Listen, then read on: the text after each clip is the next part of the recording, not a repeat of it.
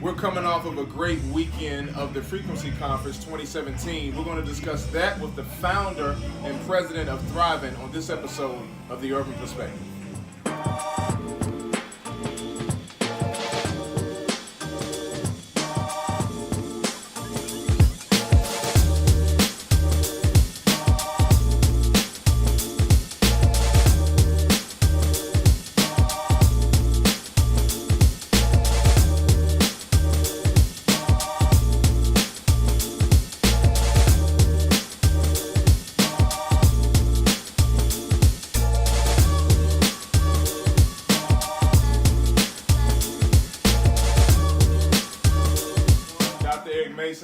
Glad to be with you. Yes, sir. Glad. Listen, man, we're coming off of a fantastic conference known as the Frequncy Conference. That's what's up. That's what's up. And you founded an organization several years ago called Thriving, where you wanted to see urban ministries go from surviving to thriving. Absolutely. And from that, we have built and led a resource collective. And we're coming off several years of the Frequncy Conference. This year was our biggest year yet. Can you tell us a little bit about what is the vision behind the Frequncy Conference, where it is now and where you see it going? Yeah, well, thanks for having me on the Urban Perspective. Appreciate all that you're doing. The reason why, we had, we started Thriving, it was just very important, is because, at the time we were getting so many, text messages, DMs, and people just reaching out to us like, man. And Epiphany was only like 3 years old at the time or so, 4 maybe. And so people were like feeling like we were experts. And they were like, well, and I was like, there's a lot of people have started urban churches. Right. And they were like, well, we feel like what God is doing with Epiphany is a bit, whatever they thought it was, Yeah. And so can we come spend a week with you guys? Can we spend a weekend? And I was like, man, I don't have time like that. I got a wife and I got kids, and and I'm shepherding my folk. That's what we doing. And so, but a friend of mine said to me, he said the influence that seems to be building, you need to steward it. Right. But you got to create a way to steward it that doesn't interrupt your core calling. But I think that influence is going to be a part of your core calling. That's not the words he used, but looking back, that's what he meant. Yeah. And so I said, I don't want to start a network because you got to manage that and you have to be in a certain place. And we were a very young church, so I was like, I'm not trying to start a network. And I was committed to the networks and things I was a part of. So, make a long story short, I'll put out a tweet. I said, if we were to have just an event or develop a collaborative, if you will, where people in urban ministry, particularly urban planners and people that are doing things in urban ministry to reach people, were to come together and begin to have a conversation. What would y'all about what it looked like to share resources? Man, we got hit up. It was crazy. Wow. So some people just started giving us money. So this one church just said, "We want y'all check for $20,000." We was like, wow. And then this one. So people just started giving and saying, "Listen, we want to see this happen, and we feel like y'all are the people to sort of galvanize it." So the rest is history. So that's why Thriving came into existence as a resource collaborative. When we say resource collaborative, we want to be able to bring resources in the room, use our gathering commitment through platforms, be able to bring people together so that people can know who's out there, who can resource each other to help be strengthened, like Ephesians 4 says, for the building up to attainment to the unity of the faith. So yeah. So the theme this year was woke church. Mm-hmm. We kind of had three primary areas of emphasis: race, justice, and human dignity. Yeah. Can you do a favor for our listeners and viewers?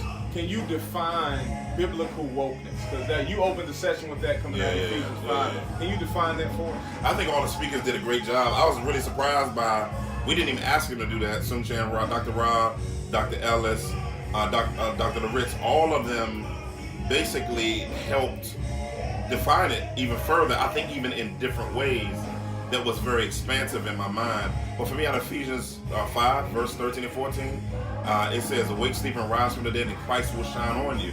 That word "awake" points to us showing off the fruit of the light. And what is that? Goodness, righteousness, and truth. And so we show we're woke as believers, by being awakened by the beauty of who Christ is, rising from the dead, and applying that by being aware of everything sociologically, economically, spiritually, psychologically. We are the believers because of Jesus being omniscient. He knows everything. That means he sees everything. And in light of that, we should be awakened through the mind of Christ to see everything as it is, particularly in the area of race, justice, and ethnic identity.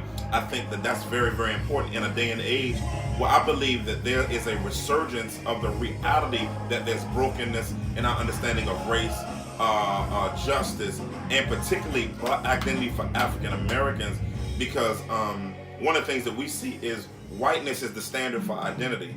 And so I don't know if it was Dr. Ra or who said it, but they said when they say ethnic people, it almost says it in a way that white is the standard, but ethnic is you're a subgroup of being white. And it's kind of like, man, actually being white in the world is a minority. So we're not beating up whites. We just want dignity, affirmation based on the Imago Dei, and want to reflect based on God creating everyone equal. We need blacks who have been subjugated through slavery, through Jim Crow, through black holes, and just through a historical revisionist history of painting everything white, that things that were black or other ethnicities, we just want that restored in a way where everybody has their true dignity that God has given to them. Yeah, I want you to break that down a little further, because one of the things I've seen is with the whitewashing of Christianity, you also end up having the whitewashing of scholarship, right. and the whitewashing of culture, and so everything begins to be viewed through that specific lens. So can you talk about why something like this is needed? Because we know there's always a little bit of criticism from those that think like the church shouldn't be talking about this. We should just get back to the gospel, but they not admitting the fact that they revised history. Yeah, one of the things that I think that is very, very important is because I think as African Americans, we feel like we're fighting two apologetics battles.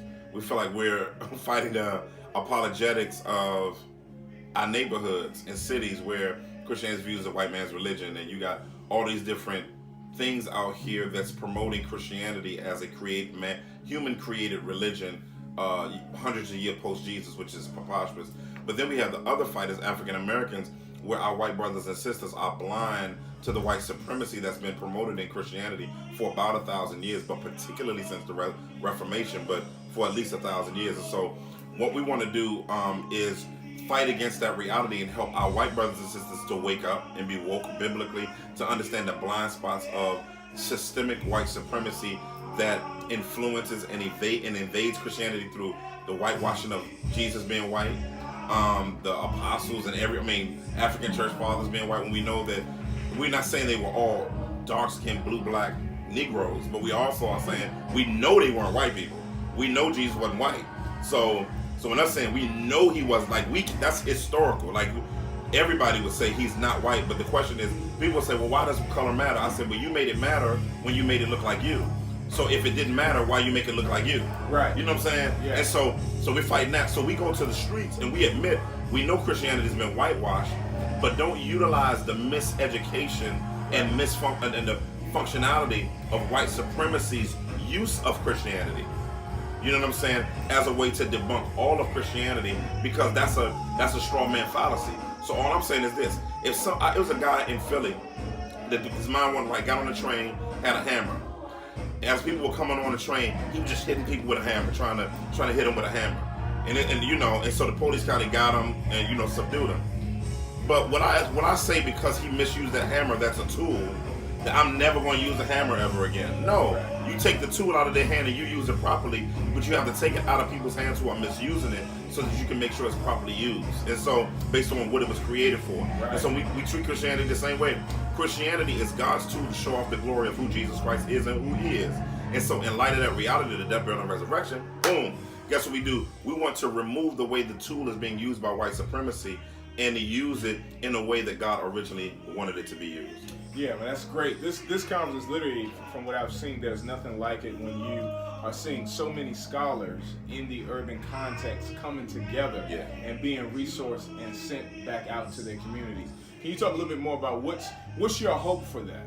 Yeah. Because as we're receiving all this wonderful information, we're talking about white supremacy, we're talking about slavery, the psychological effects of it, also multi-ethnicity, and how we can actually live out Ephesians 2, because this isn't race bashing, but it's racial engagement based on the gospel. So what's the hope? What's the long-term vision when you think about, like, we had several hundred people come this year to Philly, and now they're going back literally all over the United States. Yeah, almost 1,000. It was crazy. Yeah. So when we look at that, you're saying, it's a book called Spontaneous Expansion of the Church.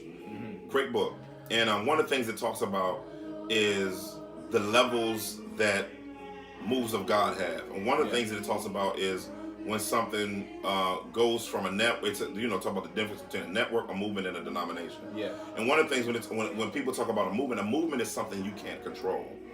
And so a movement is something where you want the purity of what the reviving work of the Spirit did to cause it to begin to continue in its macro form, that it happened in the purity of the micro form. That's what the day of Pentecost is. Yeah. The day of Pentecost was the beginning of a movement, and that movement spread, and we wanted to make sure that gospel continues to spread. So with this, we want to begin to recode everything with the beauty of equality and human dignity, and begin to repaint Christianity as a global religion, not a Western white religion. Right. And so that's what we want to do, because that is a huge apologetic for Asians. That's a huge apologetic for Africans. That's a huge apologetic for South Americans, Caribbean people. And when we begin to see Christianity as our religion, not the white man's religion, yet it's not just ours, it's also able to penetrate any ethnic. See, the hard part about Western white Christianity is it has a reductionist view of the ethnic impact of the gospel. It assumes that whiteness is the code, is the main key code by which you can transport the gospel in as a false homogeneous cultural form to missiologically impact people, because everybody's not on the same page with that. So it was a guy that tweeted, he said, "There's no color going to be in heaven." I was like, and then Matt Chandler hit me up. It's like he just was like, he would say what Berean said, madness, right? And so and basically we were just talking about it, and I'm like, and Rasul hit him like, have you read Revelation 7? Have you read Revelation 5? Right. It's like, how are you saying color's not in heaven? We understand what you're trying to do, but you don't recognize that when you say that, you're saying keep submitting to the color code that whiteness has created, but you're saying that no color exists. So when the Bible says every tribe and nation will be there, that means, like we said, he looked out and he had to see multi-ethnicity visually in heaven. Right. So if he saw multi-ethnicity, and it says, how did he know it was all tongues? Because he heard them saying it. God gave John the gift of interpretation of tongues while he was standing there. Why? Because he was able to say what they were saying. Right. He heard it. Because he heard all tribes and nations saying the same thing. Glory, majesty, dominion to our God. So it's like, how did he know every tribe and nation was saying that? Even though they were saying different things, and they were saying it in a different vernacular, they were all saying it unified, and you saw all these colors. So I think we subsidize the gospel when we submit it to whiteness. Yeah. One of the things I always say is the gospel is not colorblind; it's color engaging. Absolutely. And so one of the beautiful things that captured by your vision of this conference is that we are speaking to some subjects that a lot of people care about. Yeah. And one of the things we've seen a resurgence of comedic science in the conscious community as a result of the church neglecting these issues for so many years due to whitewashing, due to the prosperity gospel, and due to other forms of just bad doctrine not being preached. So can you talk about how something like this equips us to be able to bring accurate history and then intellectual engagement to our conscious brothers and sisters? One of the things that heresy does for the church is it makes us get on our P's and Q's. Heresy is actually helpful. Like, a lot of people don't know that. And most of the New Testament was written because there was a problem theologically that needed to be corrected. Right. And the way we got clarity of doctrine was through hearing bad doctrine first. Even though clarity of doctrine already existed. Right. So one of the things that I see it doing is it begins to equip people. It helps. First off, it does what Paul talks about in the Thessalonians, 1 Thessalonians chapter 3. It roots people in their faith, because when somebody hears that about the baptizer and Osiris and and all of that stuff, and then they'd be like, "Oh man, maybe it was," and then you begin to say, "No, no, no, no, no, no, no, no, no, no." First off, that was mythology. Those people didn't really exist. There was no such thing as a Newton the Baptizer. That was created by Jerome or Macy, whatever you want to call him. That was a creation of his. He wasn't even an Egyptologist, you know. Right. And so when people say he wasn't even even the day I was telling y'all about that post on Facebook where the Muslim was talking about, you know, none of the people in the Bible was written 40 years, and he said the Bible. He didn't say the New Testament. See how they get you? 40 years after Jesus, then the rest of it was 80 years at most. And what you hear is, oh, so these people didn't know Jesus Christ, so they couldn't viably give you a testimony. When we have ironclad manuscripts, we have ironclad oral tradition. Yeah. So when you and we have ironclad first century sources that affirm what we're already saying. When you go to Islam, it's like, Muhammad did not even write the Quran. Right. Like he didn't pen one thing with his hand. Like everything was oral tradition and off of scraps put together. But how a Muslim gonna tell a Christian about manuscript, what we would call in Christianity source criticism? Yeah. It's kind of like, how y'all gonna talk about source criticism? Our bench of scholars in documentation and archaeology will KO Islam. Like it's kind of like, what are you talking about? Yeah. But we respect our Muslim friends. Right. We just say, like, before you come out your mouth, you need to study the historicity of your canonization. So anyway, Right. Yeah, they don't want to go toe to toe. So I'm answering your question by way of case study, because Yeah. I'm saying, like, this is the type of stuff that it helps with. And you have, and when you're talking about school to prison pipeline, even from a practical thing, like people want to know, does Jesus care about the criminalization of black boys in the inner city? Yes. You know what I'm saying? Yeah. And if he does, I think you can read a whole bunch of places. When you look at Isaiah 10, I've done read through the Bible a million times, and when it read that God will judge people who create laws that impact single moms and fatherless boys, that's in like the Bible. You know, and people are like, I remember I posted that. Yeah. I had non-Christians said, I never even knew that the Bible talked about single moms. I said, God, like single moms and fatherless kids, widows are single moms. That's what they are. Yeah. You know, functionally. And the fatherless means, you know, guys who don't have fathers, father wounds, you know. And so again, the Bible is the most comprehensive, principled book. And so we want to build believers' confidence. But then one of the things we want to do, one of the things we lose people on a lot, is people have questions. Right. And what we want to do is we want to invite your doubt. So this conference and what we're doing is an invitation to doubters. We want to be a safe place where people can be skeptics, yet lovingly in community and in relationship engage them with loving answers and walk together with them without ostracizing their criticism. So and I think Christians need to know how to do that, because when we can't answer a question, we get scared and we get on the defensive and start spirit bashing, you know. Yeah. So we just need to be careful of that. Yeah, I had a conversation with a guy who was deeply still is involved in comedic science. And he and I began to get in a discussion over theistic evolution. Uh-huh. And so what's interesting is this non-believer has studied theistic evolution, and I'm answering some of his questions. But one of the things he ended up doing, he said, man, thank you, because typically when I talk to Christians and they see that I believe in astral projection and I have all these different views, he says they immediately send me to hell.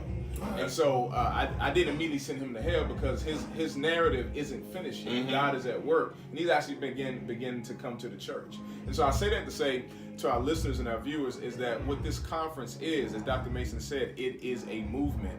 And it's because it's a movement, we pray that it outlives us.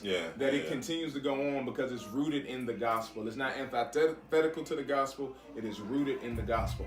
Any last words you want to say just to the people out here who will watch this? One of the things I want to tell you is we want to see this created as a movement that goes beyond us, live beyond us. But one of the things we're rooted in is trying to say, we want to admonish and teach every man to be presented complete in Christ.